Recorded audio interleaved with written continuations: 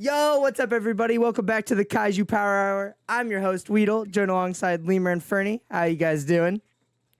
I'm doing good. Well, I'm doing well. Thank you, Weedle, for Hey. correcting him last week. Yeah, when well, I you was were gone. I know. unable I to- had to make sure. Just got done playing SUPERVIVE for like 40 hours over the past 4 days. It's a blast. Crazy. Looking forward to next month already. Yes. Can't come sooner. Yeah. Yes. I'm recovering from Final Fantasy, not SUPERVIVE, because it was the worst week ever for me. But I was able to catch one single game of the Lore Prologue tournament, and it was the one where Weddle won. So Look at that. Look at that. We're also joined alongside a major guest here, Reliq. How you doing, Reliq? Major guest, he says. That's very flattering. I'm doing good. I'm sort of in my like 45-year-old mother pampering phase right now because of all of the stress that I undertook over the last I don't know, month, 2 months or so. Oh my So yeah, it's just a nice relaxing time. Gonna shoot the conversations with you guys. Yeah, thanks for having me. Gonna be a lot of fun. No, it's going to be tons of fun. We are recording this on August 7th, 2024 at 3 p.m. EST.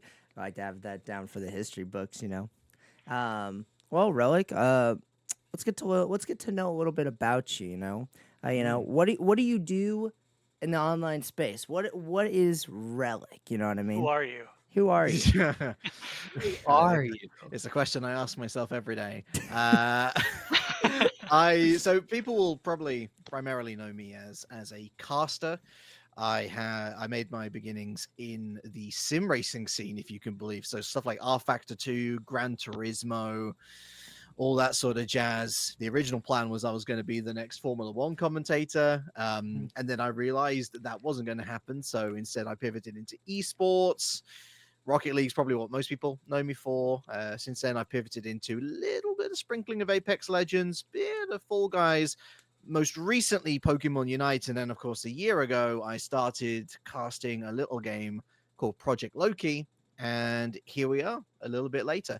But I'm also a talent director and co-founder of the Battle Hub tournament organization and production house, who have become, in very quick time, the most consistent and highest quality TO in the Pokemon Unite scene. Nice. All right, that's some fun stuff right there. You've touched it all, dude. You're like Formula One into esports. Like you got like the casting for everything and talent. Oh my gosh, you're going crazy, Reliq. You're going crazy with it. I mean, listen, variety is the spice of life, is it not? And so I want to try loads of different things out. Keep the life perspective widen. That's what I've been working on. Yes. That's what I've been working on. Do you find it's like easier to cast games that you enjoy, or is there like specific games that you like casting better versus others, or like? I only cast games that I enjoy. Okay. I think that should be sort of like baseline, unless you are getting paid a lot of money, in which case you will enjoy whatever you do. I feel like one of the key components of any caster should be you should play the game, you should understand and have opinions about the game from your own experience playing it. The more the merrier. And look, even if you don't have that top level experience, you can at least understand why people who are good at it slap so hard. So yeah, I love everything equally, except SUPERVIVE, which is absolutely my favorite child at the moment. Same here. I started finding myself like wanting to. It was like the day after, right? I went to work in the morning and I came home. I sat in my chair and I was like booting up. I think I booted up Minecraft for 5 minutes, and I was just like, yeah, I'm now getting into that point where I don't want to play anything else besides SUPERVIVE. I did before. I was fine. Like I could just log on to any other game and play it, but now I'm like, everything else feels mundane to me. So I'm getting into that state. I was gonna ask you, how did Reliq come to be? Where do we get the name Reliq? Where did this all come from? Where did it spark? I mean, it's actually a bit of a long story, and even then, it's not a very clear one, because I wanted a unique moniker when I was, because when it comes to like racing commentary, everybody goes by, the actual real life name. But I very quickly found my name being James Kirk. And not only that, but having a middle name starting with a T, like I'm literally a walking sci-fi reference. And so it was actually quite good for me to try and find a quote unquote stage name in esports. And so I just sort of thought, well, what do I like? Just, think of some stuff off the top of my head. I learned French. I like sci-fi. What's the sci-fi name? iRobot. I also majored in history, something history related like Reliq or so. And so Reliq came about, and that's what I was known for the longest time. And then nobody knew how to pronounce it properly. And so a couple years ago, I thought, well, let's just shorten it. The Reliq part works quite well. And here we are. Neat. No, that's a good start. Nice. I like that. Well, so it's funny because I can kind of relate to that because like my name, my like name is like it has Weedle, but like no one ever can say that correct the first time. So like I was like, Weedle's easy. Just Weedle is so easy. You just tell people Weedle, boom, shakalaka, you hit them with it. What games do you enjoy outside SUPERVIVE, Reliq? Like what else would if let's just say before SUPERVIVE, or like whenever, what would you play outside of the SUPERVIVE game? Well, I kind of gave the game away in of itself. Yeah. I still play a lot of Pokemon Unite. It's still a game which I have a lot of time for, a lot of love for, as much as the developers certainly make it trying at times. I am a shameless Honkai Star Rail enjoyer. I'm sorry. Look, turn-based games, they got me right here, but I'm also a big lover of single-player RPGs. Give me anything BioWare or Cyberpunk or anything along those lines. I am a sucker for a good story, and especially one where you as the player can change the course of the story, rich characters, rich writing. So anything along those lines takes up way too much of my time. Also, Football Manager and F1 Manager, help me, please. Those It's a can big be fun. variety. That's Nice. a wide variety. So would you like stuff like Detroit Become Human then, and like? Oh, exactly. Yeah. Okay, I was like, Yeah. that's like the most dynamic storyline that you could Yeah. be hating right there. Like that's like a Like, huge dynamic. Baldur's Gate, Dragon Age, Mass Effect, as I say, Cyberpunk, Witcher, like anything, and even stuff as far back as Telltale's Walking Dead series as well. Man, love all of those things. Those were so much fun. I love the old Telltale games. Like were so I good. used to love those so much.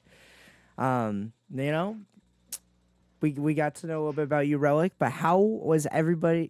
Overall, how was everybody's weekend? How was it? How did we enjoy it as a whole? I'll even let Reliq start. You know what? We've been going with Reliq. I'll let Reliq start over here. How many different ways can I describe my weekend? It was stressful. It was exhausting. It was terrifying. It was delightful. It was rewarding. It was sensational. It was beyond, I think, anything that any of us could have expected, really. So looking back on it, like in the rearview mirrors, so happy with how it all went. In the moment, I don't know how I kept any semblance of sanity because there were so many things that could have gone wrong. I'm just glad that everybody was able to play their part, but players and crew or whatever, and come together to make a really awesome show. Yeah, because you were doing like 5 different things, right? Like you were trying to cast, and I'm sure you were like TOing in the background and like running all of the like administrative side of things. So that was actually more Law. Like Law did. I Right. mean, shout out to them. They were handling the administrative side of things, and so was really like actually by that point, once we were mid-show, like I'm broadcast director, and so I'm making sure that everyone's in the right place at the right time. But yeah, spot on. I'm hosting, and then I've got to switch the mindset to go to casting for a few games, and on top of that, I've got to make sure that ads are running as well on the stream, and how's the feedback going. And earlier on with the show matches as well, I was also producing. Never going to do that again, by the way. So yeah, lots of different skills tested and tried for me over this weekend. yeah, nice. Yeah, that sounds like I just imagined like how many people like had to actually do like 30 different things to actually get this going, and I'm like, especially being all online. I'm used to running like in-person stuff, and it's already hectic enough. I'm sure online is like even worse. So I was thinking about that when I was tuned in. I'm like, okay, they got a whole like production team. They got all this going. It's like it's crazy. It was Yeah, I awesome. didn't expect there to be like an analyst desk and like a host and like all this kind of stuff. I was like, whoa, wait, Yeah. what's going on? I mean, we were really fortunate because as much as I could reach out to people and Battle Hub having a production server in place with like boosted audio and already people there who are aware about moderating and TOing and like having that resource available from the get-go was already a huge boost. But then so many people reached out saying, yo, we'd love to get involved. You know, how can we get involved? And, you know, you've still got to pick and choose. I pride myself in putting together high quality shows. And man, everybody brought their S game. It was so cool. It was so cool. And I'm so glad that people thoroughly enjoyed it. Hopefully there's going to be more of that on the way. Oh heck yeah! No, Yeah. no. How was your weekend, Lemur? Oh, it was all right. It was all right, just all right. It was all right. It was all right. You know, we ended up dropping 2 EU show matches, but we'll get to that a bit later. So can't be. I think we should be good. No issues. I think the cameras might be on. The names might be on different people now. Oh, holy shit! I'm Lemur. Oh no, it's just Libra and Ferdy. Okay. Yeah. Yo, more ad revenue, low. Let's go. Pre-roll. Okay, there we go. Okay, Okay. we are back. We're back. We are back. KAIJU Power Hour. Let's go. KAIJU Make sure you're Power is recording back. again. I am recording again. We are good. All right. Well, we're back. We left off. The weekend was exciting. It was a good time. It was fun. We had the lore tourney. We had so much. We had cosmetic skins. So much we're gonna get to dive into. But guys, what was one of your favorite moments, starting with Fernie, from the playtest? Okay, to be clear, for those that apparently haven't been listening yet, if you haven't, I have seen 15 minutes of this playtest, and I've read one section of the patch notes, and that's just the void buffs. So, I would like to say though, I actually do have a favorite moment, which is really funny. It was like during that Kobayashi game, right, which was really crazy. I was specifically watching Lemur because like the POV was like on Lemur at the time, and I saw like I don't remember who it was, but someone was teetering really close to like Tiny Heart, and I just saw Lemur like weaving in and out, waiting for the air blast, and then he got it like as soon as the person overstepped, and I was like, yeah, okay, that makes sense. That was my favorite moment. But That was a like, banger game. that was a banger game. That was an Absolute banger game right there. But yeah, it was that, and shout out to the last door. My homie's winning. That was my actual favorite moment. I was DMing Abador like on the side. I'm like, hey, please keep me updated. Like, I need you to win. Like, this would be so awesome. Blah blah blah. But yeah, and I'm glad it went well. Like, I was rooting from the sidelines. I was really hoping the event went well because being a TO, it's like you can see how much work is put into stuff and how risky, and like it's the first one for a game in alpha. Like, what happens if the game explodes like during the playtest, or like, you know, anything on production side. So I'm really glad that it seemed like everything went off with pretty much, you know, no problems whatsoever. So that was my other favorite moment. But yeah, what about you, Lemur? I guess my favorite moment of the playtest, well, besides the lore tourney, which we'll get more into later, there was a game where, you know, it's like a terrible poverty run. My team's just dying constantly in ranked. You know, we're really trying to get rank 1. We get this you know, I'm the last one alive as normal, and I'm trying to get my team back up. I'm on the back of that new ship in Scavenger Bay that just shoots you back with all the fans, and I'm like trying to dodge all the fans. Inside of a box on there, I pick up the teleport soul. I like jump up on top of the ship, teleport from out of bounds over to the most wanted, go over into the middle of the abyss, and he's just jumping around on a jellyfish, and I spike him, get my team alive, and we win the game. And that was my favorite moment. It was just like a sequence of events that just was like chaotic, crazy. You gotta link me that clip later after Yeah, this. I'm gonna make the. Please, I need to see this. Yeah. let's do That this. was probably crazy. That probably went so good. Super exciting. Yeah. Reliq. What about you, Reliq? Yeah. Well, I mean, honestly, like I agree with Lima. Like, we'll get into the lore tourney because, man, the prologue had some unreal moments. But like on a more personal level, it was lovely to be able to play with a couple of people who had. It was almost like the opposite problem to Fernie, where they had no time until this playtest to play. And so Eternal J, who was with us on the desk, like this was his first moment to not just watch SUPERVIVE, but actually play for himself. And the dude picked up Strike and literally went godlike in 3 games. Like the guy just started popping heads left, right, and center. And I'm like hearing the joy in his voice as he's able to do such cool things. Like, oh, that is SUPERVIVE wrapped up in a nutshell for me, is getting it and just loving every moment that you have with it. That's awesome. Heck yeah. I had an absolute lore tourney. You know, first favorite moment, second favorite moment. All right, second favorite moment. I'm gonna put it out there. We were playing. It was like day 3. I was like hanging out with some buddies, so I wasn't playing with the normal squad I was like queuing up with, right? So I got home and I was like just trying to find a squad. So like, you know, Dolphy and Major Pleasure, you know, they adopted me. They brought me in. So I'm playing with Dolphy, Major, and Ezib. And we were just messing around. We were goofing, having a good time. And Major was just playing hide in the tree. Okay, so they're like right to the right of Heart. There's these little trees next to a lamppost, and there's 2 of them. So Major decided to put the 3rd tree there just to hide, and I decided to hide in between all the trees, right? Major starts walking closer to me, and I fly halfway across the map because my character did not know where to go. And I am literally almost up in, like, I was moving up to Frag Isles. I somehow caught myself in Mage Bog before I got there, but I would have made it to Frag Isles. Like, my character's momentum had to have been, like, 4,000 movement speed. Like, I had to have been moving so fast. But, like, I was just like, Major's just like, Waddle, where'd you go? And I said, I'm on my way to Frag Isle right now. Oh, it was such a funny moment. I was like having an absolute blast, but I'll have to get the clip of that one. That was really good. That one too. That was really good. Like the displacement, it was like some like displacement bug or something. I don't know. It's really cool. Really cool. It was an absolutely fun time. This patch was a fun time, guys. I had a blast playing this patch. I don't know about you guys. Cosmetics. Yeah. It's like the first time that we really gotten skins in the game. They were in the game in the past, but like 1 skin or like 2.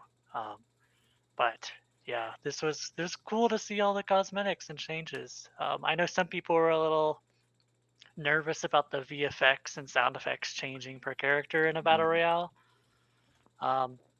I personally want skins to be in the game and you not have to disable them, but I do think right now some of the VFX and stuff are a little bit problematic. And we did see them get disabled for the lore tournament. So I'm wondering what you guys kind of think about like the whole situation that people are talking about with the VFX and sound effects in a battle royale. Yeah, it's a difficult one to try and argue over, because on the one hand, from a visual perspective, having all the different skins is not just interesting for visual value, but it's also great for theorycraft, because it's literally a free advertisement for, yo, check out these cool skins that are in the game, because every single one of them is a favorite for somebody. But obviously we don't want to compromise competitive integrity on any level.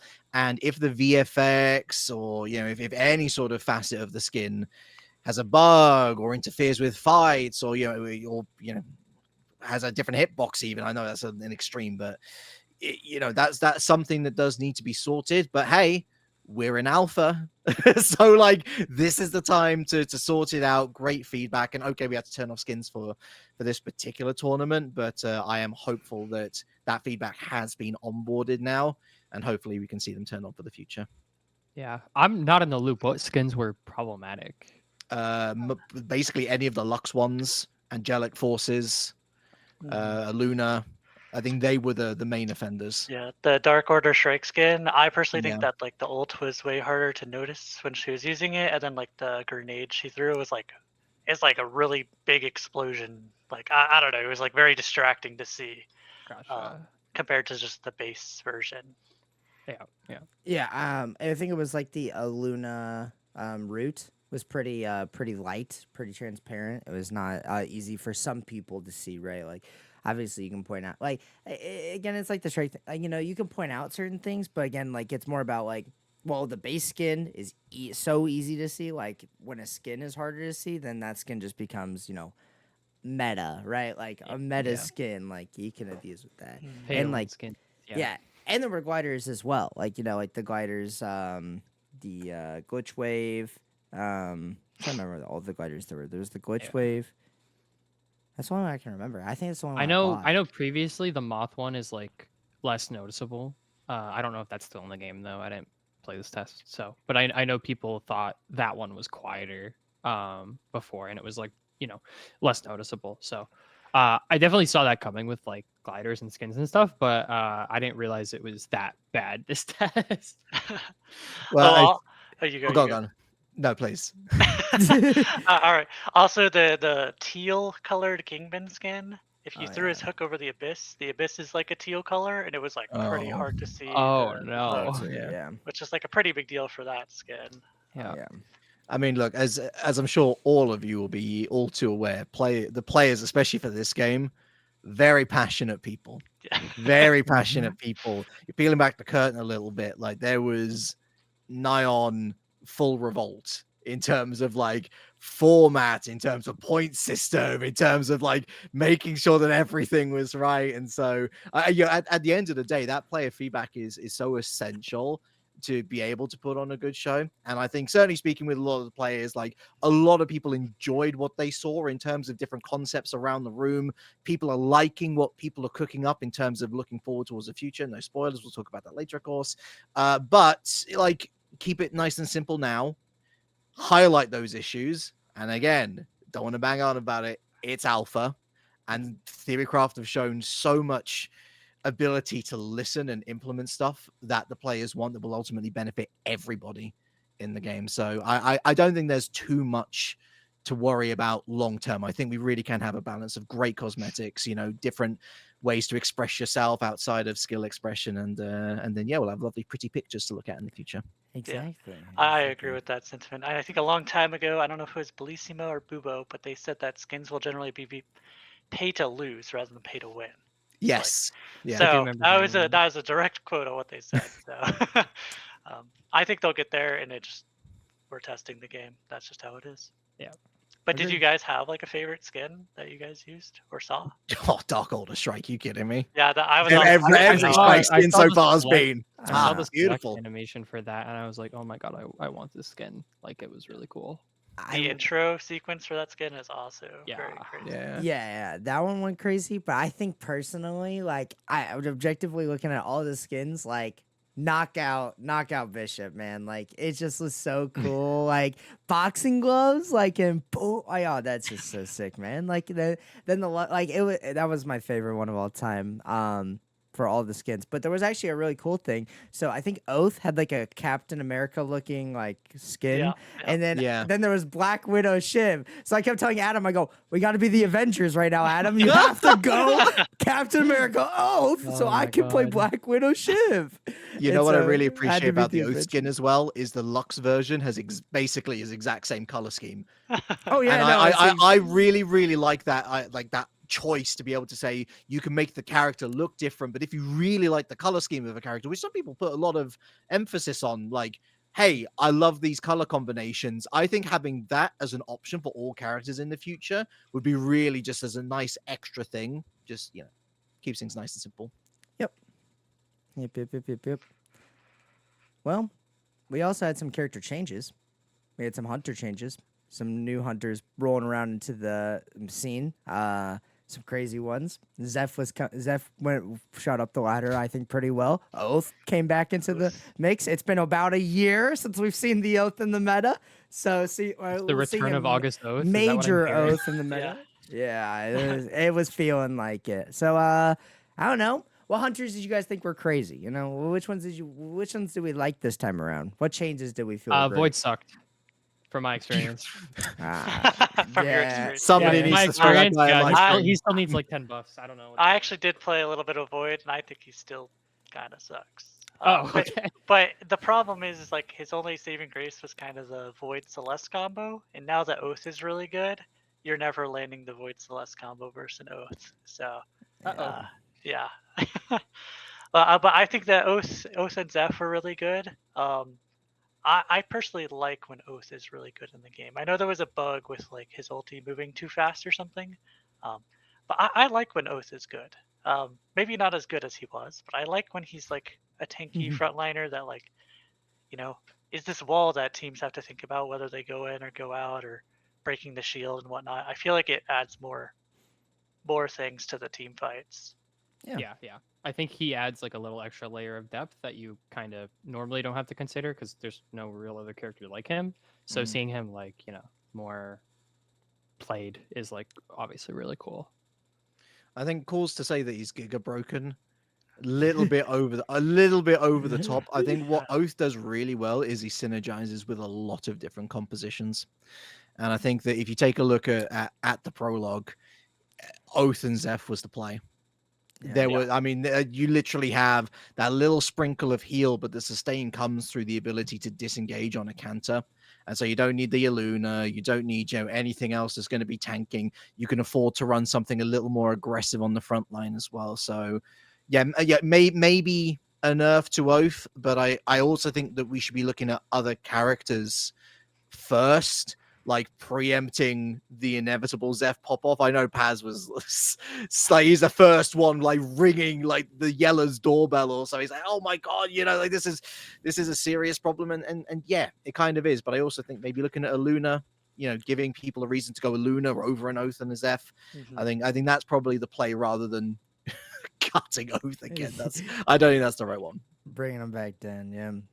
I say one of the major another thing too is like Oath, was it, I think, Jewel now being unstoppable instead of invincible. Oath actually being able to block something like a Jewel dashing through a team, and like bringing Jewel down a notch. I mean, Jewel, I don't know, I didn't see too much of it, right? I played one. I will mention, I played one arena game of Jewel, and I did the sick combo, guys. Like, I did the go up in the sky, land on the person with 4 stacks, get everyone 4. I was like, ching, ching, ching. I was like doing like a star formation. Like, I was like going crazy. I was having a good time.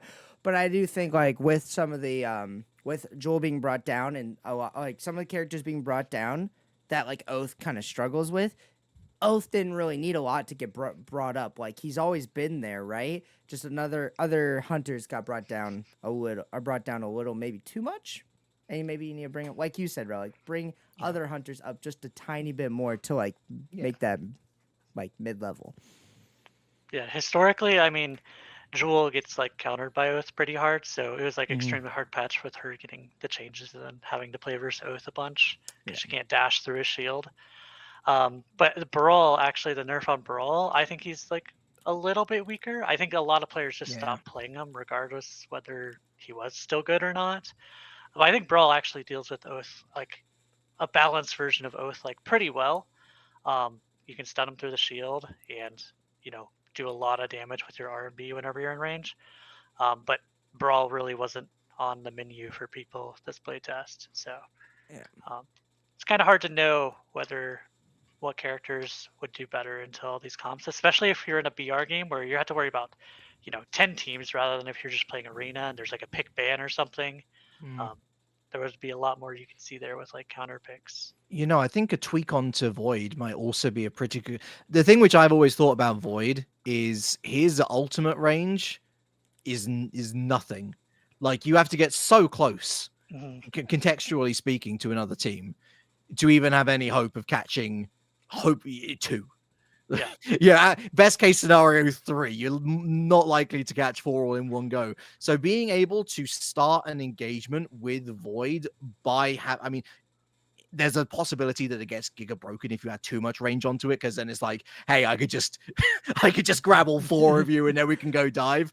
But I think a little buff in that area would also be a great, like, hey, don't all center around this Oath lad. Maybe let's look at different compositions and have contingency plans. Right. Hey, I'm down for that. I do kind of wish like it was a skill shot instead of just like, oh, you have to do melee range positioning on a character that feels like he shouldn't be in melee range. Exactly. It's a Yeah. little weird. Yeah, for sure. So I definitely know what you're saying. 100%. I don't think there was too many other hunter changes that really like came through. Like Myth, Shiv. Shiv nerfs didn't really feel too like they were like the bug definitely you could feel. I think the damage did feel lower and it felt like it was almost right now. Like now it felt like I was like doing what I was supposed to be doing, like damage wise in most of my games. But there were still some games I was going crazy. And like Myth, I played I think a game of Myth. The LMB feels better, but again, like I'm not like that's not an LMB for me. Like that's not my style. Like I love the abilities though. Holy, Myth still feels great. Still like playing Myth. So, was there any hunters that did any other major changes? Kingpin. Kingpin feeling strong as ever. Yes, Kingpin's good. Celeste. You can now cancel Celeste ult. Yeah, which she could is- do that before, but it was like they misread the patch notes or something. Oh, fair. They missed it though, but yeah. All right. Well, She's still good. I don't think she's overtuned by that much anymore, especially with Oath in the meta. Yeah. Definitely. Now you have like more of this like wall 1-to-1 trade type of thing. So, and there was also a lot more map strategy. Day one got crazier. Day one went insane with what we had. Forges? Night one, yeah. Night one. No, not even just night one. Armor splitting, forges, and night one bosses. Yeah. So like it's just like that whole one. Day one, day and night one. Just the number one went crazy this test. But no, night one bosses. We had a bunch of new exotic items. I thought emergency boots weren't going to be as good as they were, and then they were good. Like his Mage Bog. You know what I mean? Like Mage Bog made me realize that those things. I didn't think water was going to work with them. I didn't think it was going to be water. I thought it was like, oh, it's going to be Chaos Steps, or it's going to be like north of the map where the frozen lava is, or whatever. So I was like, they were pretty good. Like a lot of the items were pretty good. Yeah, I like seeing all the new items. The one thing I wasn't sure about is like, so the bosses spawn night one. One spawns in Vanegrove and one spawns in like the between Mana Coils and Prisma Falls. And they don't spawn if if they're out of the circle, but they spawn every game in that exact spot every single time. Yeah. And I'm not sure. Like it's cool that there's like a spot you will know like you can always path to always contest an objective. But it did feel very like, okay, if we're landing on the south side of the map, we're always going probably for the Prisma one at night one, and we're gonna fight 5 teams there. And then if you're on the north side, you're gonna go for the Vanegrove one and fight teams there. Sometimes you swap it up and go to the other one, but it feels just very like consistent that you'd always just want to go there for night one. Right. I agree. I think one thing was like, if they kind of if it give you 30, I think it should still give you a notice, right? It shouldn't just spawn, because then it's like, oh, it just spawned in someone's face. They just take it, right? But I think like a 30-second notice, maybe it spawns somewhere in the circle, like it could spawn anywhere within the upcoming circle. So like night one bosses were great. And the level 6 too. So if you got the last tag on it, that one was even crazier. So like you just like you're like, oh, we have to go for the last hit. Like the other team's just been hitting it. It's at 5%. Like if we don't get the last hit, we dip. Like somebody already get on the back foot. Like start packing up the base camp. Get us far away from here as possible. So night one bosses, they made the game change. They made the game change for sure. Yeah, I like everything. I like everything that I'm totally on board with you, Lima and Weddle. I think that a little bit more RNG for those night one bosses would do the game the world of good. I mean, obviously you need enough space to be able to do it, and Lord forbid we see some sort of night one boss in Kobayashi's or something. Then you've got a time limit on there as well as. But I mean, listen, the forges I think make a welcome return. I think they are decently balanced. I think they are useful in the right condition, which is, I think, what any sort of support mechanism on the map should be like. Love armor splitting.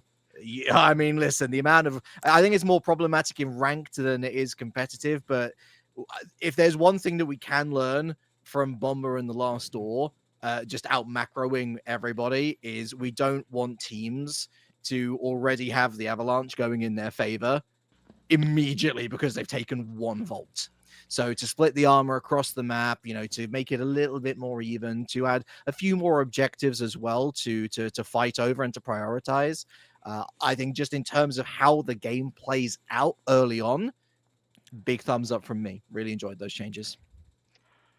I think I was a little bit sad that it said in the patch notes that it would either be split 1-1-1-1 in the orange vaults, Yeah. or 2-2, or 4-1, like how it was in the past. But I never saw a single time where it was like 4 all in one area. I think that even though I kind of wanted them to be split up a little bit, I did miss like the one chance where it's like, I never had a drop where there was like 5 teams fighting ever really, and I kind of missed that from when it was all in one vault. I did get the 4-1 at one point, but the chest never dropped in armor. Oh, So I think it was bugged, and the maybe. 4-1, I don't know if like they knew it was, or like if they found out it was, and then the guy turned off, or it was like it's really low % chance. But I think the 4-1 should definitely be an off, because it's like that. It's crazy because like it's like that one game that's just gonna go insane. You know what I mean? Like that's where the one chance, where you get everyone dropping in the same spot. Like you pull off like crazy play, win the armor, snowball your lead. Like it's okay to happen every once in a while. But I do agree. I really love the new armor splitting, like the 1-1-1-1-1, the 2-2. Like it's really nice to be able to have squads determine on the map how to split up and move. And it was nice too when Kaiju Vault wouldn't be anywhere close to it. You know what I mean? Like, or even if it was, you had to decide, am I gonna do Kaiju Vault or am I gonna do armor? You know what I mean? Like, and then the Kaiju Vault could end up being Kaiju, like, I think it was Heart. I would say Heart's the lesser of the 3, because Eye is really good and Scale is really good. Yeah. And then you could RNG Kaiju Heart, and you're just like, well, at least we got Kaiju Heart, but at the same time, like, armors might have been better than Kaiju Heart, you know what I mean? So you're still also putting the coin flip up. So I don't know. I really like the new map strategy that they have determined in this.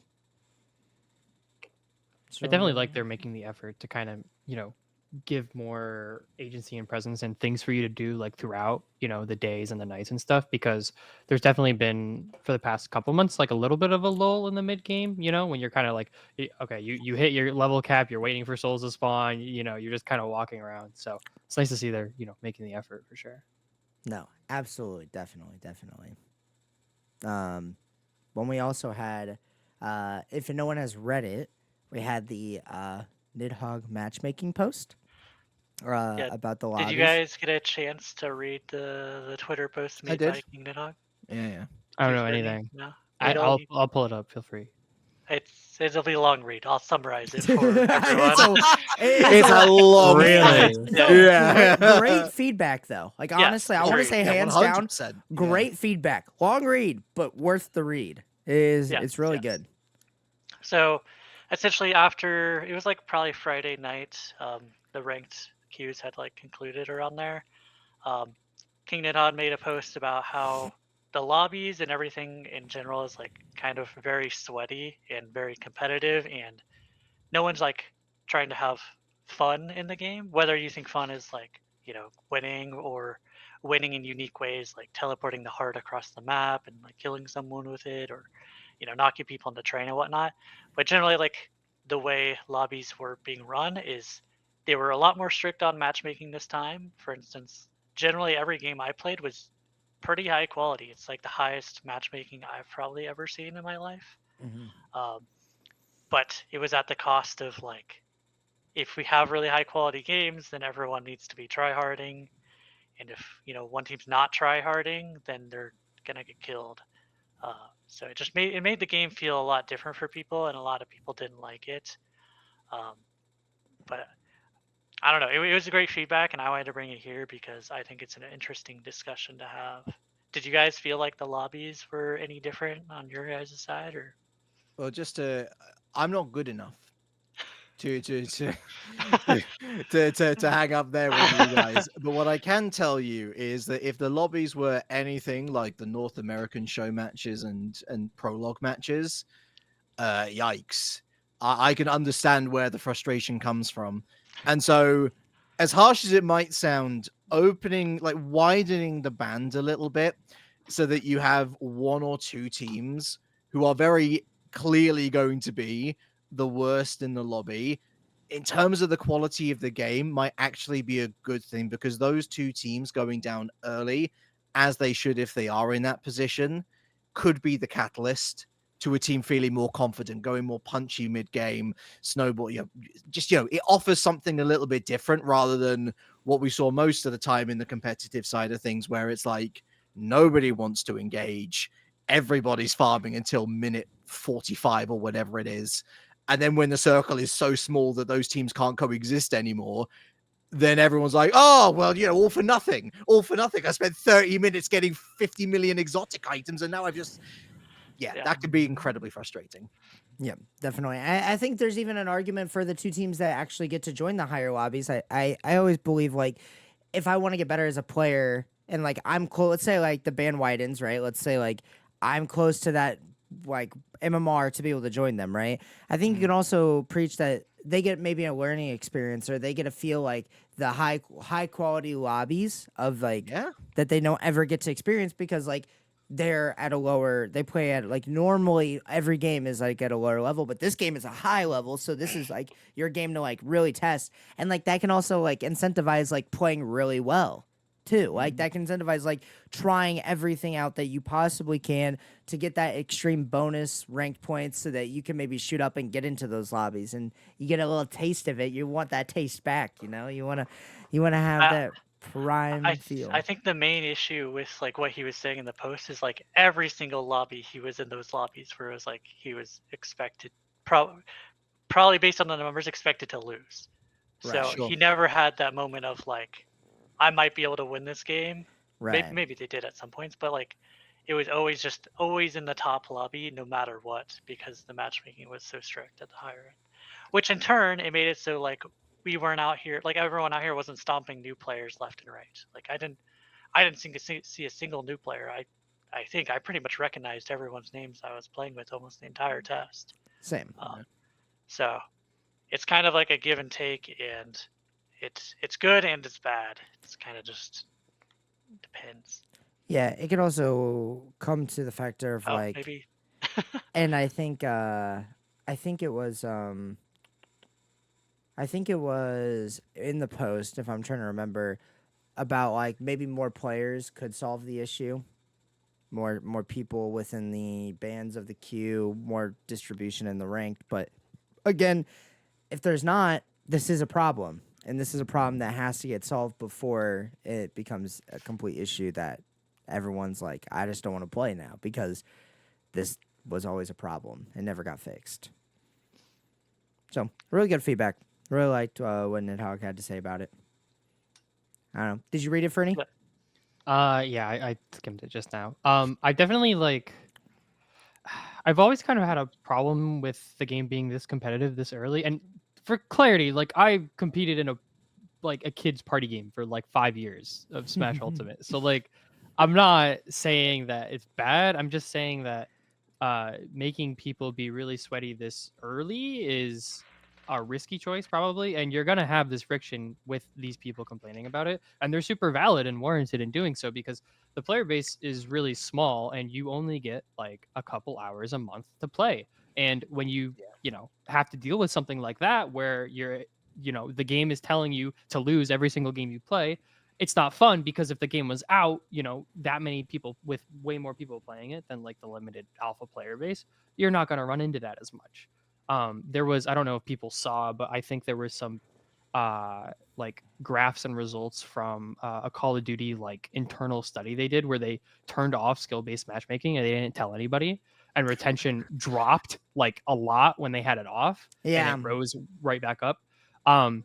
Yep. So it's like the same thing, but the problem is it's going to be harder for those people that, get hurt by it in a limited playtest where, you have limited time, you have limited people. It's like, it's going to sour your experience of the game. And it's like, it makes a lot of sense. Like, I don't blame them at all. Like, I mean, I've definitely felt that some playtests too. Right. So, and I've definitely felt the other way, like where it was way too loose and I was just stomping people and I wasn't getting in those good lobbies. Like, it's not, but yeah, regarding like the competitive stuff though, I don't know. I've always been like a little kind of upset with how early they put like ranked and leaderboards in. Not because like I didn't want to compete, and obviously I did, but I feel like it's not. It does make people not theory craft as much, or like kind of have fun, or do like I want to teleport the heart across the map and kill somebody randomly, like, but that's just not logical like to do in a game, right? Like, why would you waste your group teleport and use it once, and like when you could be using it like every single team fight or something, right? So it's like that's the thing with like competitive games though. Like, you're gonna have, even with a sandbox, people are going to optimize and min max and do what's less fun or less creative if it's better. So that's kind of what happens. But I do wish there was a way during the playtest where like people were almost encouraged not to be sweaty. Like, I'm glad lore and prologue is happening, because I really want to see the competitive scene and like do all the tournament stuff, but I also want to see like casual people just stream the game and do like the most stupid things ever, like all Shrike teams, all Oath teams. Like, that stuff is cool, Yeah. But yeah, that's my like 2 cents on it. I mean, look, they have to dip their toes into the water at some point. Is it a little bit too early here? Maybe. I think that's a totally, that's an opinion that will be tested as long as time itself. But they're here now. Yeah. I wouldn't be upset if they turned ranked off until open beta. I wouldn't be upset if they persisted and made sure they got ranked right with it on to some capacity in every test. I think there will always be people who will complain. There will always be people who will complain if the complainers get their way. And that is the impossible situation that Theocraft finds themselves in. But their developers, their experience, they know all this already. Right. Yeah. Right. And it kind of another thing too that can kind of like play into that is like we are in these like small windows, right, of playtesting. We're not in long windows of playtesting. So like we don't get open time to just queue up, do whatever, whenever, and like maybe I don't want to play ranked during this time. Maybe I want to play like unranked and then play some ranked, so then I can do all of what I want to do, right? So ask the questions like, was the 8-day the right choice, or was the 3-day a better choice? Like, it's a back and forth question on it. So I don't know. How did you guys feel about the difference in the 3-day versus the 8-day test? I liked the 2-hour break in the middle of the 8-day, but it probably like lost them some players. But it was kind of rough going just immediately from EU to NA with no break, and just, obviously I'm in the minority of playing it the entire time, so they shouldn't focus on that.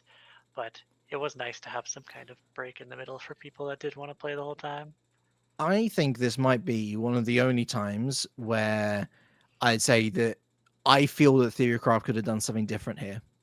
I think the fact that they went as far as to post on social media, hey, this is why we do 3-day tests as opposed to 8 days all the time, was a really interesting move, which at least tells me that whenever the next one is, if it's every 3 to 4 weeks, then I'd say we're looking at late August, early September.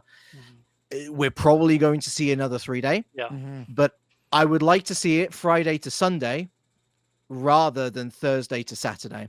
And it's not just because there was a huge discourse in the main SUPERVIVE server that the way that the Discord time bot worked, they're like, wait, wasn't it supposed to run until Sunday? And it's like, 1 a.m. on Sunday or midnight on Sunday or something. And so it's sort of like it didn't clock for a lot of people, in which case, like, read.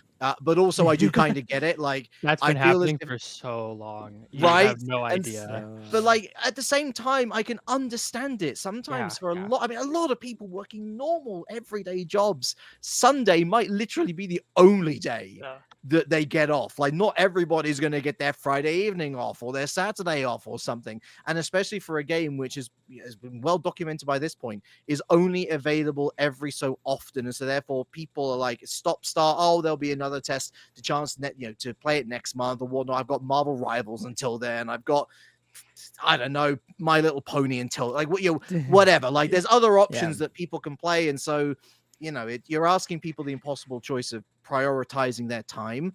So you can still keep that 3-day cycle. You can still give yourself a lot of time to work on it and develop it, but set it over the weekend. And Lima, I'm actually with you. I think the fact that we had to have the NA show matches during EU play hours Yeah. really wasn't. It was a lower key playtest in all. Like numbers were down, at least from what I was seeing in terms of viewership, in terms of people just playing in general. But listen, if you're gonna work with people like myself on the show matches, like admittedly I signed off on that as well, but a break would be nice, even if it's just an hour between the two servers. Even that half-hour break, for the real tryhards wanting to go all throughout the entire like that half hour is the difference between having dinner or not playing the show match, or like having to grind through all of it. So I totally understand where you're coming from. No, definitely. And I really wish you guys did get that, because that's the one thing, like when I was doing rating, I'm like, oh, okay, cool, I get like 30 minutes for lunch and dinner, and like if servers are up the whole time you're playing, like there's no, and I would do the same thing if I was playing that week. So I know it's probably bad for retention, but they're probably getting to the point anyway, I think that was mentioned, where like they're going to be doing longer ones anyway. So we'll see. Hopefully. No, definitely. Yeah, hopefully. And I was gonna say, like, it's crazy, like going from, and I mention this all the time, but like it's crazy going from like ours, like way back in the day, like where it was like we got 3 games and that was the play test for the month. Like we got 3 games, and then we moved up to an hour, then we moved up to 2 hours, then we moved up to 3 hours, and then 4 or 5, now 6, right? But like the evolution of it's like these 3 days, like I feel like you're also right, Relic. Like the 3 days being Friday, Saturday, Sunday would have always made a lot more sense to me than the Thursday, Friday, Saturday. But they've always locked in as like a demographic for them is their Thursday, Friday, Saturday. So maybe there's numbers, maybe there's something behind there that is more. I think part of it is because they only have to come in an extra day to work instead of 2. Yeah, very be true. honest. Very true. So I think they're getting to the point though where they can't really do that too much anymore, unfortunately. No. It sucks, but yeah, like because they have to have people like literally like monitoring the servers, running the servers, doing all this stuff, which they did in like the YouTube short and all that stuff. So it makes sense this far, but obviously like open beta is coming this year, so or not open, closed, I can't remember. There's a beta, it's some kind. Open beta, the beta. It's right. open. They said open. So maybe that means servers open the whole time. Maybe it doesn't. Surely, right? Or at the very least, it's going to be a long enough window every day where most regions that can participate will be able to. You would assume it's 24/7 at that point. Yeah. Up 24 hours for. I think an open beta where it's not open the whole time, like the dates, 24, 5, 24/7, however long the beta is like really weird, to be honest, and probably turns a lot of people off from like playing the game a lot, because then you have to plan around it rather than, oh cool, I have this day, I'm going to be able to like play for 3 hours randomly on this day. Right. But no. And one thing I was just going to mention last, I was going to say, I was watching the Tom Kick stream during the last 8 day.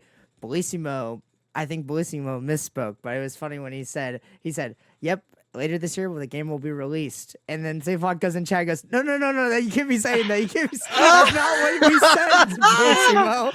It's open beta. And I'm like, Bellissimo. That's really interesting as well, because actually I'd almost imagine that we're going to be in quite a long beta phase for this game. Like I at least where the game is right now, they're in a very careful position where this is a great game for alpha.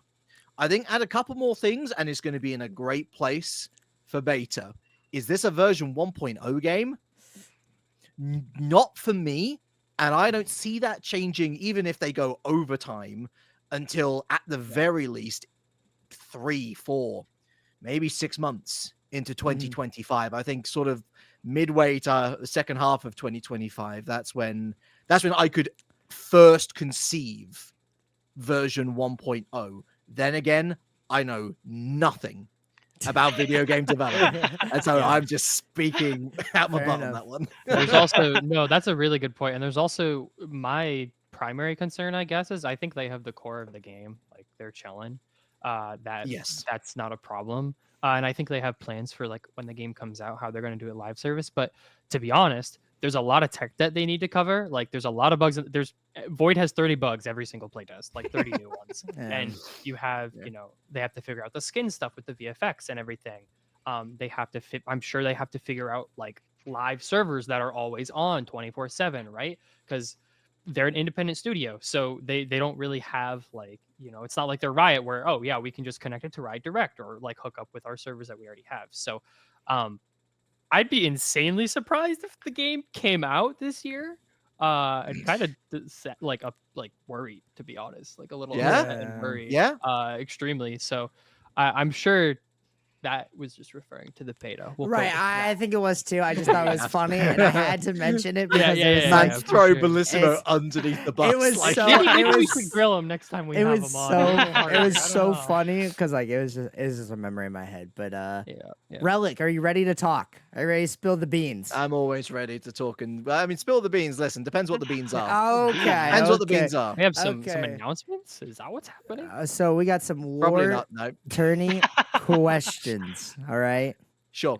All right, let's just start with the basic one. You know, Mm. it's gonna be a 3-parter. But what sparked the lore tourney? Like, what initiated the move here? And then, like, how long has it been in the work? All right. Sure. So the second question is way easier to answer. It's been in the works for about 2 to 3 months. Okay. As for the how did it come about, this game good. Therefore, people want to play good game at a reasonably competitive level. And especially as there are a lot of people involved in this scene who are pretty interested in esports and in, you know, getting into SUPERVIVE competitive early. There was this whole conglomerate of people who were like, I'm going to make a tourney.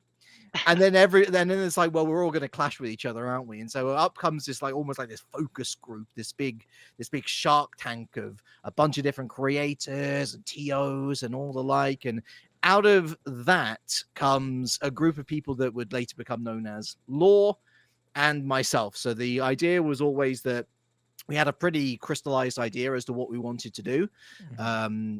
That idea got thrown out the window when the players said that they didn't like it. And so eventually we ended up with 2 different regions, which honestly, I think was the right call in the end. You know, at the end of the day, it's also still a game in alpha. And so cross-regional, let's maybe save it for LAN. Let's maybe save it for another day. But Lore, bless them, you know, they had their website set up. They would handle all of the sign-up stuff and organizational bits and bobs. You know, I could say my piece, you know, here and there, you know, have a say in how the tournament came together, the format, structure, all that sort of jazz. But my main purview would be production, putting on a good show, making sure that this tournament looked as good as it did, making sure that Lore got all the credit that they did. We were very, very fortunate that there was a bunch of awesomely talented people who wanted to work with us, both behind the scenes and on camera.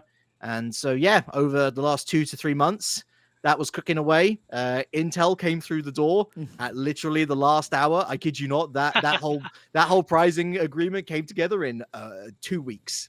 Insane, insane, but also a great testament to how people want to get involved with this game, and the fact that, you know, companies as large as Intel are already looking at it and thinking, you know, this has got some legs. This has got something here. Right. Did you actually? You mentioned the formatting and like your thought process into that. Did you personally think the current point format is good, or do you believe there might need to be some adjustments within it? Sorry to everyone who disagrees. I think the point system overall actually landed pretty well. I really do. I think as much as anybody who doesn't have the context can look at the overall leaderboards and see the last store absolutely destroying everyone else. And even in EU, you know, Bomber's consistency was really strong, but you look at everyone else behind, and that's really the data which you need to analyze. And it was close. You know, if you don't have those super dominant teams, the points are going to be spread around pretty evenly. And so I know I was talking to Lima about this, was it yesterday or the day before?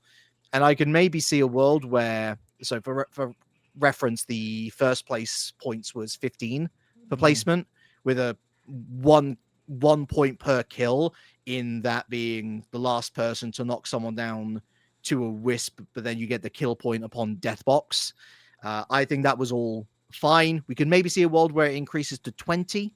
I feel like that wouldn't be too unreasonable. Just gives it a little bit more catch-up ability for the midway teams. But yeah, I was actually pleasantly surprised by how well the point system worked.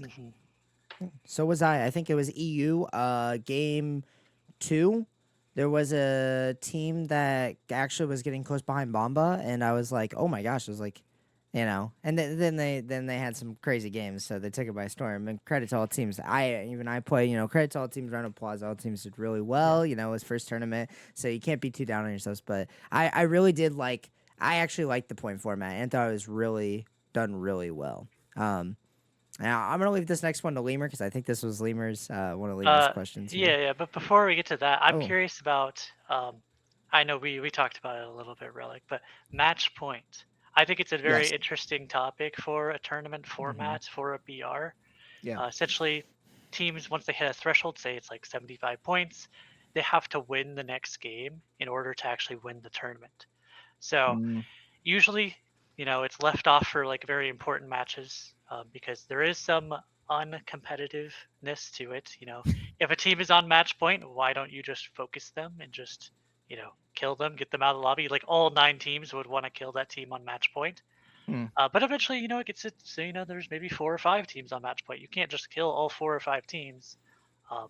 There's like a lot of kind of meta of the tournament once it changes to match point. I watch a lot of Apex, so I find it very, very interesting. But it definitely is more like a viewership, like a viewer perspective rather than a player perspective. Generally, the player probably would always want to, just have the kills count because that's the most kills and placement count because that is just the most consistent way. What do you guys think about match point? I also watch a lot of Apex. I like it a lot. I was there live at the Split 2 London LAN live. Like, that stuff is so hype. Yeah. But I think it's so hype because it's saved for the big occasions. There's an idea, spoiler alert, there's an idea that I'm cooking around with right now where it would be very similar, where it'd be a lot of points accumulation, maybe a couple of phases to the thing, and then as that grand finale, match point scenario. And I think that that's the sort of balance that makes a tournament really, really exciting. If you just have match point back to back to back to back to, I mean, that's going to get boring real quick. And as you rightly say, that also changes how people play the game. I think in a negative way. I think that the context of the tournament and figuring out who's in the right place, if your comp is working, if your drop zone is working, right? That feeds into how you play a match point scenario, because ultimately you don't even have to worry about winning necessarily straight out the gate. The winning only matters once you hit match point. So it's how do you get to that position first? And that's not necessarily going to be by going guns blazing, getting 1 win in the first game, and then like flunking out in 10th every other game thereafter. So I understand the viewers want it. I understand the little players want it as well. And I would say that it is on the way, if I have anything to say about it. Just don't expect it to be in excess. I think that we have to be reasonable and integrate it in an exciting and fruitful and in a way that will ultimately reward people watching and playing in it. I like that. Fair enough, yeah. I've never played in it, so I don't know how it'll feel. Probably will feel bad, but I think be the first team on match point is probably got to the be last door is not worst. leaving their spawn. Honestly, the first team on, I was the other day, I saw a clip on Twitter. Apex, 13 teams were on match point. 13 teams. I forget what team brought it to 13. Don't tell me. I want to watch it later. Okay, I won't. I just saw that. I saw that clip. It was crazy. Yeah. No. But yeah, onto what we were going to talk about before.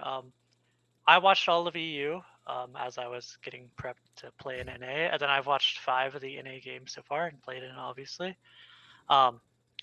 What do you think about the difference between EU and NA? Because I feel like when I was watching the cast from the NA perspective, they're all like, EU is so different. They're all aggressive, and NA is like they're all just passive. They're not doing anything. Does NA suck? Yes. What do you? No. What do you think between EU and NA? Like, is there like a difference in playstyle? I feel like you would probably know the most from watching and all. I'm going to get a lot of hate for this. EU doesn't gap NA. I think Bomber gaps NA.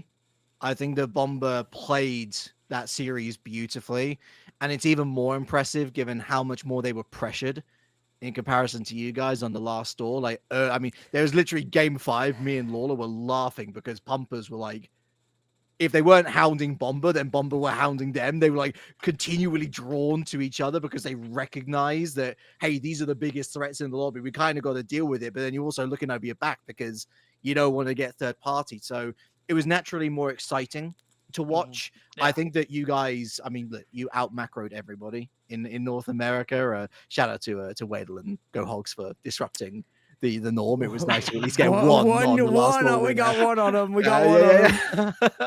But you know, honestly, the thing which I think enthused me about the future of the esport, and especially on the North American side, where yeah, the end rings were really fun, but up until then, it's like, oh, you know, I snooze.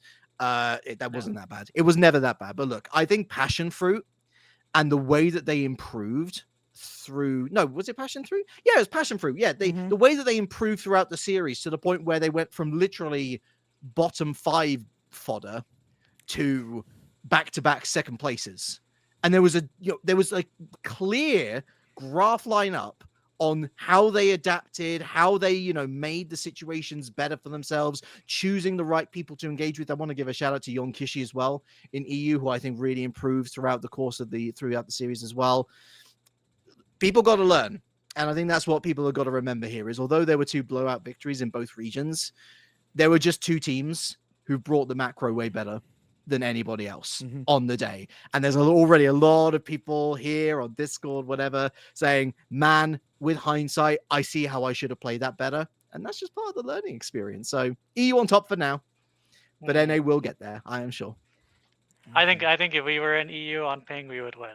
So, but saying that off the back of, what was it, a 6th and an 8th place in the EU show matches? on good ping, on good ping. On good ping, okay. On okay, good okay. ping. I do respect the pumpers, the Chipsa squad, for were actually good. trying to take down the Bomba squad from winning. Yeah. Whereas I don't think anyone really tried to do that to us in NA. Maybe some teams did, but like they were like landing on top of them, going to find them, UAVing, running at them, like that kind of thing. And we definitely had that happen in the ranked lobbies from them as well. So it's like they were actually trying to like take down the number 1 team, which, I mean, at some point in the NA tournament, it was probably like it was too far for, people should just try to play for second, because it's like statistically impossible to get first, and they should just target the second place team. But I think that I don't think it's as far reached EU and NA. I don't think it's like EU is better in any way, personally. It's a mindset change away from being a lot more exciting North America. I think I'll leave it at that. Like if people learn to just forget the names for a little, and I know some people have been saying name tags off. I don't think it's gonna. In fact, if anything, if I'm a player, I want that information. I do too. I want names. I off. want that information. I want to see, hey, that's no. number 1 in the lobby, and they're only level 2. Let's get them. Yeah. Like that feels like the way forward. Is just have belief in yourself that you're actually good enough that you are them. Yeah. I personally, I think having names off would just help us even more. So, Yeah. So I think people should want names on, honestly. But yeah. Of course, I'd want names on. This time around, next time around, I'm learning my lessons. Dude. I'm learning from the lessons. I've been watching, or I've been evolving and adapting. I'm going from Weedle to Cocoon around. I'm in Cocoon right now. Okay, we are learning. Beedrill's coming out next You need turn. to post that on Twitter. Don't you mean Beidrill? Beidrill? Oh, Beidrill. Because Wadel. Wadel. Beidrill. Beidrill. Yeah. I like that. Was there anything that surprised you about the tournament? Like, just anything. It could be literally with production, could be with... Because one thing did surprise me. I'm going to mention this. I just want to think this is cool. Replays. I thought that was sick that you guys had replays up there. That was actually really cool. I did not see that coming. That was the coolest thing I think I saw from production. So it's gonna be difficult to find him on Twitter because we reckon he's shadow banned for whatever reason. Okay. He's not done anything to deserve it. But Sunderlad, so Sunderlad, I believe it's the Sunderlad on Twitter. Chris, absolutely goated producer. I mean, genuinely, I had a meeting with him the night before the show, and he lowered my heart rate with how less stressed I was. at the end of that meeting. He's like, yo, we got this and this and this and this, and yo, I got this idea, and yeah, no worries, just throw me the playlist. And That's crazy. he's incredible at his job. To the extent of in his regular time, I mean, he was literally working a show at the O2 Arena in London not a week ago, the location of where the League of Legends World Championships are going to be held in November. So Crazy. we are very blessed to have him. There are more producers where he came from for sure, but for any future shows that we are involved in, if Chris is on board, you can expect more of the same. Oh, Heck yeah, that was awesome. Oh, it was a good time. Lamer? What surprised me? I mean, I thought people would start to focus us. That's what I thought. Same. One would think, if right? somehow You're if someone right. actually went through and watched all like 12 hours of like Thursday, Friday, Saturday, I keep telling my team, I'm like, in the show match, like or in the tourney, if we die, like we're not gonna get the res off. People are gonna run after us and chase us to the ends of the earth. I keep telling them that, and like, it didn't really happen. So that's what I was most surprised about. Yeah, That's what took you by storm. Yeah, it's crazy. I know. I brought the production thing. Did anything else surprise you though? Relic was anything off the top of your head like, or was The it amount of just- subs that people gifted out. Oh, nice. That was, I mean, I sort of say it tongue in cheek there, but genuinely, the amount of support and positivity in chat. I know already from the Discord streams of old with the Project Loki show matches that people are hyped to watch the game, but the turnout was great, especially given the low. Again, I saw someone say in chat that there was like just like 1,000 less in terms of overall viewership over the playtest, but really to see the lower numbers get replaced by a really consistent 400 to 600 throughout the entire thing. What was it? The max viewers was 884.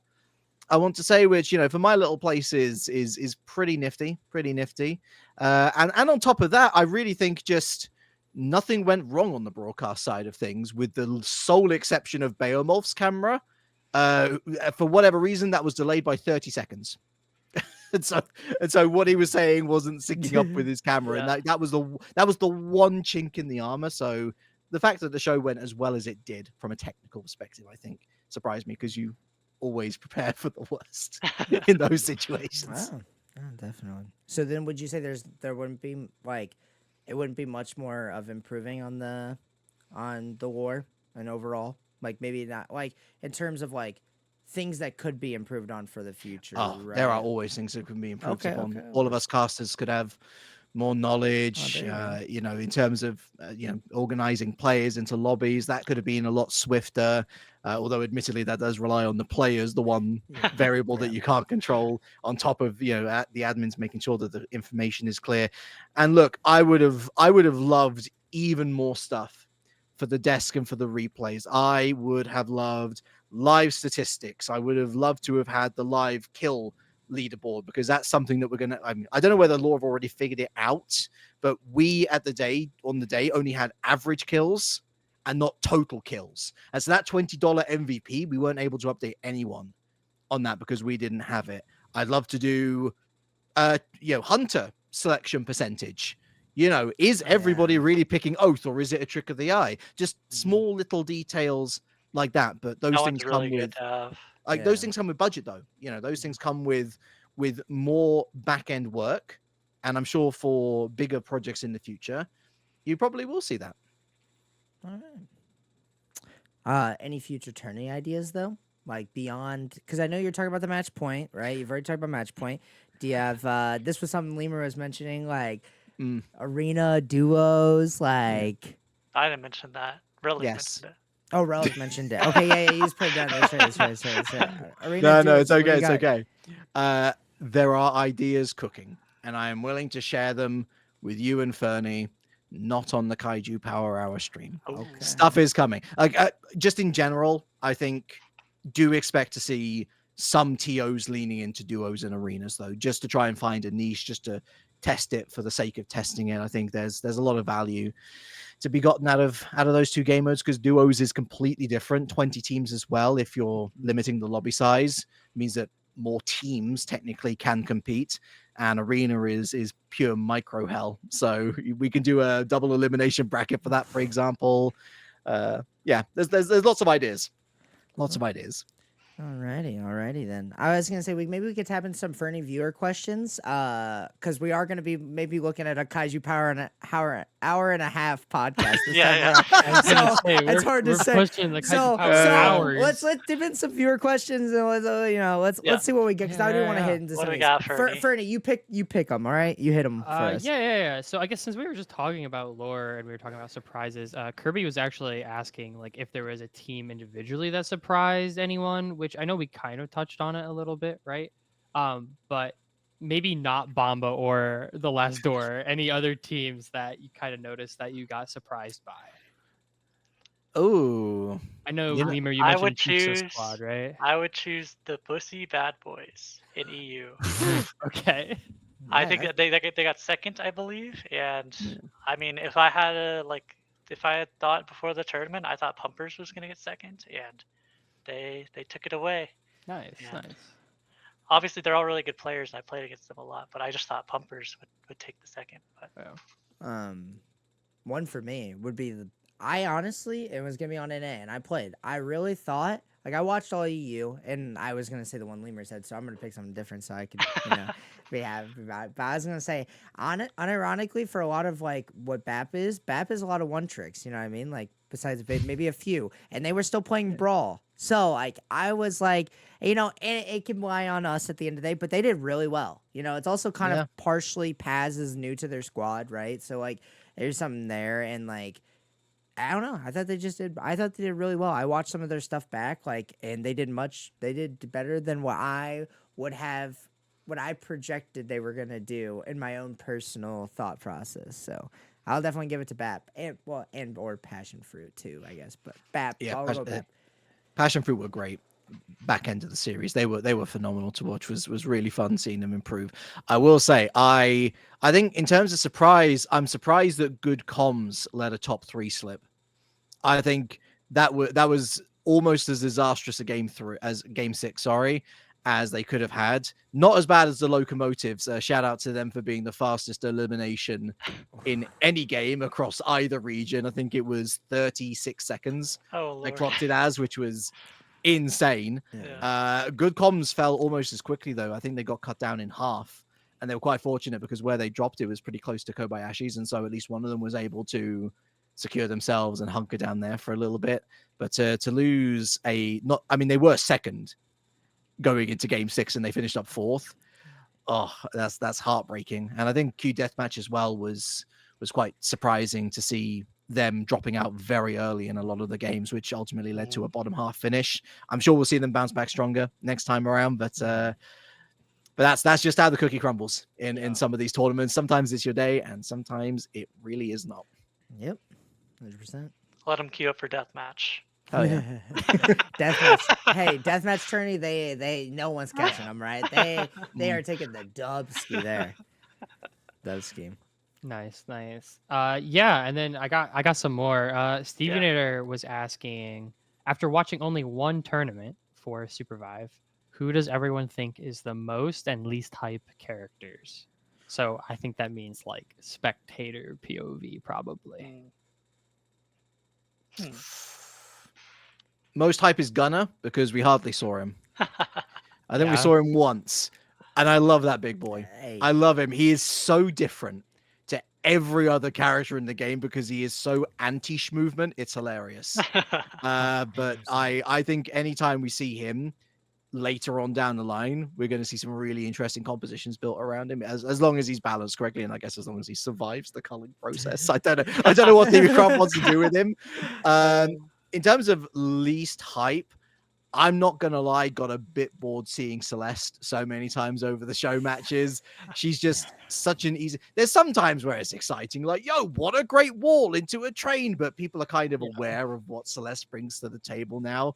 Because, I mean, goodness, she's been in the game for how long at this point in her current form? So, but it's not to say that Celeste can't be exciting. Of course, you ask the question and I provide the answer. All right. And I will say, there was a funny story about the Gunner one. I was like I was watching Bomba and watching their comms directly because I was like seeing how they were doing. Last game, Trenzy's like sitting here like, guys, we're up by so much. Please let me play Gunner. Just let me pull it out. Let me pull it out, guys. And I'm typing in chat like, guys, Please, he should have done it. just let him pull out Gunner, guys. Like, please, like That let would him have pull out been Gunner. so funny. But they wanted a win for their final one, so like I respect it. I that's respect fair. it. I respect that's it. Go on to win is a good thing. It probably felt great for you guys to go on to win on your last game too, Lemur. So you know. We had some TC devs say that they'd give subs if we played Gunner. Oh, No that's way! crazy. You're costing Oh me my money as well. God. Or play other characters. I don't know if they said Yeah. Gunner. But as a spectator, I would say one of the most hyped things to like see is flashy plays. I think like this goes for any game. So seeing maybe like I feel like we didn't really see it a lot, or at least I didn't see a lot in spectating like Jewel, right? But I think like something like Myth could be kind of flashy. I will always say Shiv can be kind of flashy. But I would want to see something like Jewel, maybe better, like flashy. You know, some flashy character would be like hype for me. But I in the end, I guess this time around it was seeing Oath again was probably the most hype for me, and the least hype for me was definitely gonna be I mean, Reliq hits it nail on the head. It's Celeste, man. Just like you know, how many times do I gotta see this? Like, you know, I've played for so long, I've seen this how many times do I gotta see Celeste, so that's it for me. That's fair. That's fair. Yeah. And we'll do one more quick one. So Crouch was asking what everyone's opinion on Kobayashi and like Circle is from an esports perspective. So thinking about the one game the Hogs won, the one game the last door lost, probably. But yeah, I mean, what are people's thoughts on it? I know Relic and I were talking a little bit beforehand about Kobayashi. We literally, I mean, it's almost like we came pre-prepared for this question. Yeah, isn't it's it? crazy, Yeah. crazy. Even though it wasn't how, asked. I mean, to be fair, it's a fair question to ask because Yes. it was a little bit absurd. That's funny one time, but what if it does happen again? I think that the devs have to look at that, and if they really want to commit to bullet trains dragging the circle into and around the train tracks, of which obviously Kobayashi does fit that bill, they've got to find a way to basically introduce night into endgame, or at least a mechanic where you can potentially pay off the guards and have them disappear. I think that would be a very, very cool and unique way to solve the situation by just, if you've got enough money to pay them off, wait like for a moment where they're just sort of lulled into a false sense of security and then just go bang. And then everyone's like, oh, yeah. Like, I think that would have been really, really interesting because otherwise, yeah, you end up with 10 minutes where you're waiting for the circle to get a move on. And as I say, funny one time, but the joke gets old pretty quickly, I think. I agree with I that. thought it was I was having fun with Fire Blast, shooting people into the train. And I saw you were. but my rest of my team was not having fun. Yeah. I will say like Kobayashi's is like a game you always have to play for, right? Like with powers. So when you know if you have any thought process is gonna be there, like you're gonna try to play for powers for that. And I think it's one of those things where it's fun to come around, but like if it starts getting consistent, then it's like how fun is it really to be consistent where you're just like trying to play for these powers or play for something like that's maybe not like I don't know. Everyone realizes what they need to do at that point. So Yeah, once people don't walk near the heart in the train and I can't air blast them into it, I'm not gonna be having any more fun. you know, like it's I saw some GG, game kingpins over. like dash grabbing people like Oh, across the map. Snow Yeah. on Oh, 4GG was having a blast with Yeah. that. Yeah. No, that was insane. That was insane. Yeah. Awesome. Yeah, I think we're pretty much at time, so I don't want to keep Relic too long. Maybe Yeah. Kaiju Power Hours another. No, Kaiju 2 hours. Let's go. Kaiju 2 hours? hours. Though we want to ask Relic, what can we expect next? If you know anything, dabble it, share it a little bit. What's going to be in the future, Relic? What's going to be? Okay, how do I say stuff without blowing people's ideas wide out into the open and also trying to keep a little bit of mystery and suspense? Okay. I'd expect fun modes. I'd expect differing game modes. And I would expect people, even though you might not see it until later on down the line, maybe even months, expect people to go big on the ideas to deliver an experience which completely eclipses $1,000 the prologue. I think that at some point down the line, we're going to see some sort of league play format. That's sort of like where I'm seeing as like the big picture. So yeah, keep an eye out on socials. Maybe not as much, if anything, for September, but October and onwards, watch out. Oh man. All right. That's suspenseful. Yeah. That was great. Did I sell it well? You sold it You did really well. pretty That's well. good. Okay, That's there you good. go. I love that. I love that. Any final shoutouts you got before we end this one out, Reliq? Thank you for having me on. Yeah, honestly, watching the Thanks for Kaiju coming. Power Hour for what, the last... I mean, it's been going on for over a year, technically, I guess, hasn't it? So, yeah, like, it's... Close. You yeah. guys do so much great work in the community. It's wonderful to see you being able to talk about it to everyone now. And I would love to come back at some point in the future, however soon or far off that might be. Let's talk more SUPERVIVE, and let's keep on building this game up to what it deserves to be. Hell yeah. All right. Well, the next Alright. KPH, next Kaiju Power will be, who knows? Usually we do it before the next We don't. test. We That's never for know. sure. It could just randomly spark. There could randomly be one, right? You know what I mean? Like we always thank our guests for coming on in what we consider short notice. So thank you, Reliq. It is always Thank you. short notice. We love the comments. We love the support feedback. It helps out a ton and everything. And we always love our live viewers. We try to do this live when we can. It's a lot more fun that way. Then we can get viewer questions. So if you want to come check out the live while we're doing this, you can always catch it on when we go live. We'll announce on Twitter, in the Discords, that kind of stuff. So yeah, thank you guys for listening. Thank you for joining us, Reliq. I hope you always have a great rest of your day. I'm Wadel. Peace out. Later, you guys. Ciao, everyone. All right. What?